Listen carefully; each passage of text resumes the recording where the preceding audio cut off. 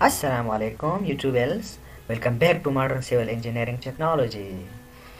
Today in Transportation Engineering we will discuss regarding what is slope and calculation of slopes. What is slope? The ratio between a rise and a run is said to be slope. Basically जो यहाँ पे एक triangle है, right angle triangle, और इसकी जो base है perpendicular, इसे ये जो हॉरिजॉन्टल लाइन है इसी को हम कहेंगे रन, और इसकी जो हॉरिजॉन्टल वर्टिकल या परपेंडिकुलर लाइन है इसको राइज कहा जाएगा, और जो डायगोनल है वथर इसी को हम स्लोप कहते हैं। तो slope basically slope is equal to rise और रन। राइज को रन से डिवाइड करेंगे तो वो स्लोप निकल आएगा। This is the formula.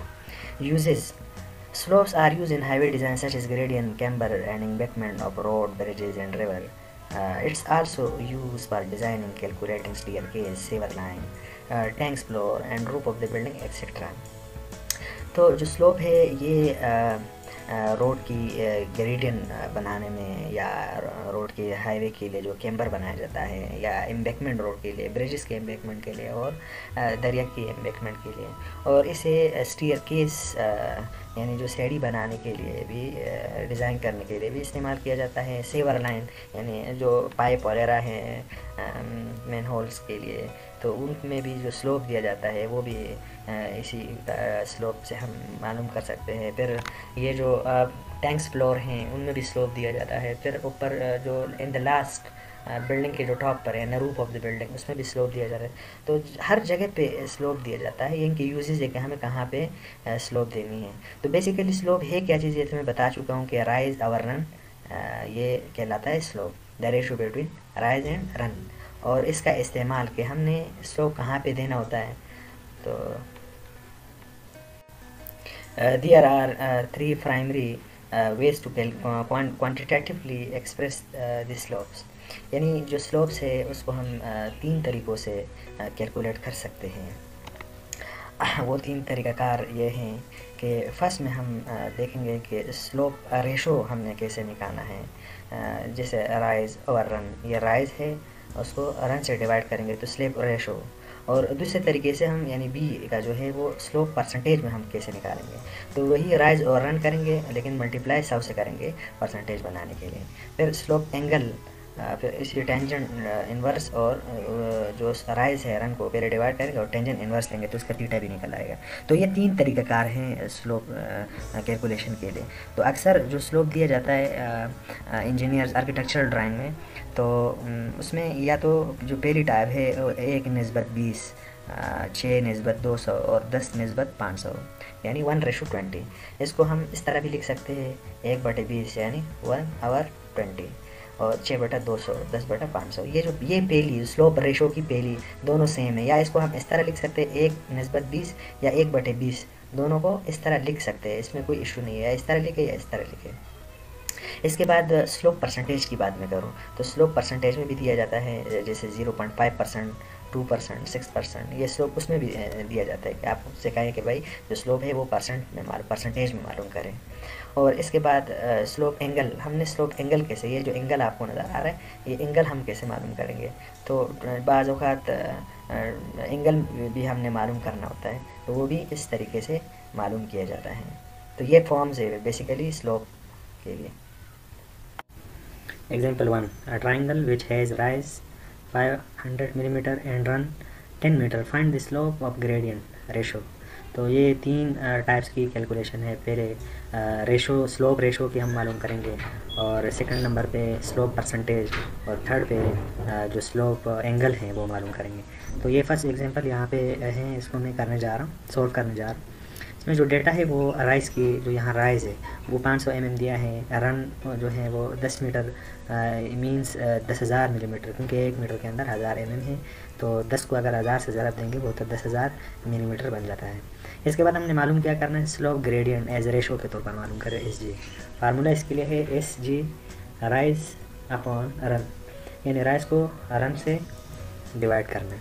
तो जो राइज है वो 500 मिलीमीटर है, और इसको 10,000 या रन इसका बनेगा 10 मीटर के 10,000, उससे डिवाइड करना, तो ये 5/100 यानी 5/100।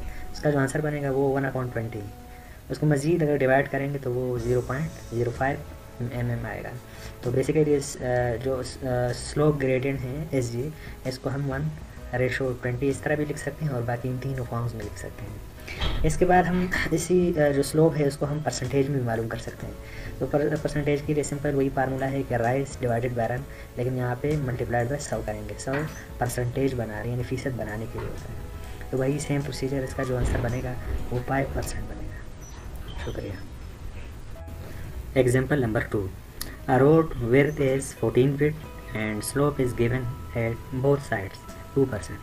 What would be the height or rise? ये एक रोड का सेक्शन है जिसमें 14 फीट रोड की विड्थ है यानी चौड़ाई, और इसकी राइज यानी हमने मालूम करना है। तो अगर देखा जाए इस साइड पे भी स्लोप दिया गया है और इस साइड पे भी 2% स्लोप दिया गया है।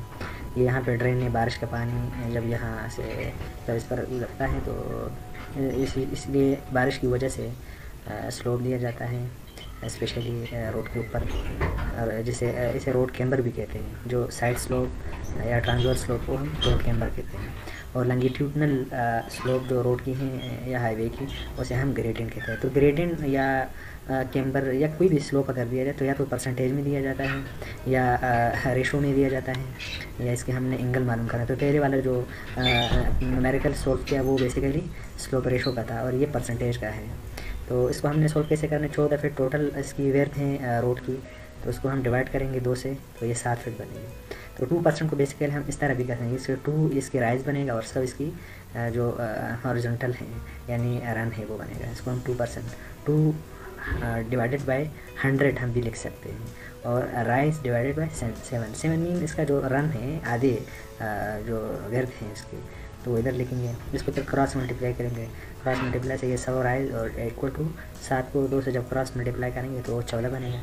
इसके बाद राइज लिखेंगे और 100 डिवाइडेड में आएगा 14 पर इसका आएगा, तो राइज इसका बनेगा 14 को 100 से डिवाइड करेंगे तो इसका आंसर बनेगा 0.14 फीट, या इसको इंच में चेंज करेंगे तो 1.68 इंच। तो बेसिकली यहाँ से यहाँ तक की जो लेंथ यानी हम राइज देंगे जो बीच का जो है रोड मिडल पे, तो उसको हमने 1.68 राइज देना है। तो इसकी बेसिकली कैलकुलेशन परसेंटेज का यही प्रोसीजर है।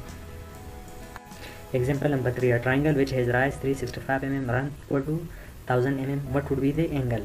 हमने मालूम एंगल करना है जिसका राइज है 365 मिलीमीटर और रन 1000 मिलीमीटर है। ये फिगर है, इसमें हमने जो वाई हमें दिया गया है वो 1000 mm और 365 mm उसकी राइज है।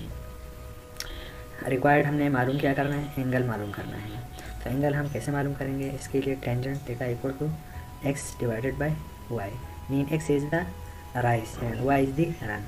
तो एक्स की वैल्यू को 365 है वो पुट करेंगे, और जो रन की वैल्यू है 1000 वो इधर पुट करेंगे। इसके बाद टेंजेंट थीटा इक्वल टू इस 365 को 0.365 यानी 1000 से डिवाइड करेंगे तो 0.365 आएगा। इसके बाद थीटा लिखेंगे और टेंजेंट का इन्वर्स लेंगे और 0.365 और कैलकुलेट करेंगे तो इसकी डिग्री बनेगी 20 डिग्री। ये आप देख सकते हैं फिगर। शुक्रिया।